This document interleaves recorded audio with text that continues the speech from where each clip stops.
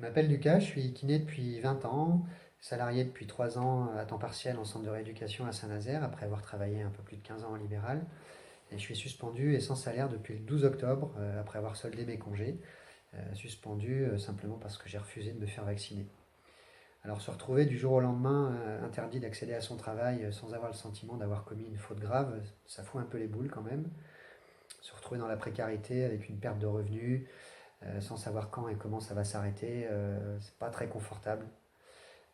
Faire le yo-yo entre la colère, l'anxiété, le vide, l'espoir quand même un peu parfois, c'est pas simple tous les jours.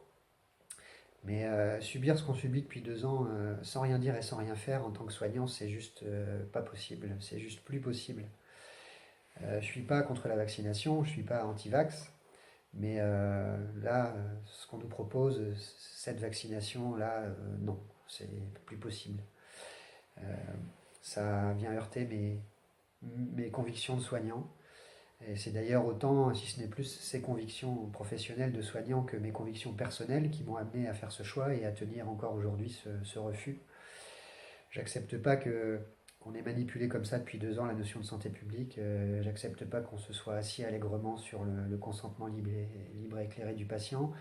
J'accepte pas qu'on se soit assis sur la réflexion bénéfice-risque.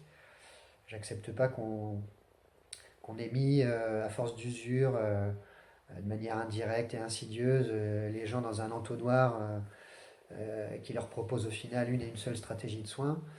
J'accepte pas le lavage de cerveau médiatique qui est à l'œuvre depuis 2 ans et qui cherche à faire taire avec une systématique et une violence inédite les voix et la parole contradictoire et vigilante. Voilà, ça heurte vraiment ma sensibilité de soignant.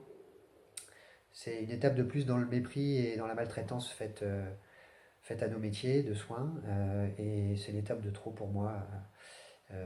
J'ai demandé une rupture conventionnelle qui pour l'instant n'a pas abouti, mais on verra par la suite. En tout cas, j'ai plus envie de mettre mon énergie dans ce système de soins-là, tant qu'il n'a pas retrouvé un peu de bienveillance et un peu d'humanité.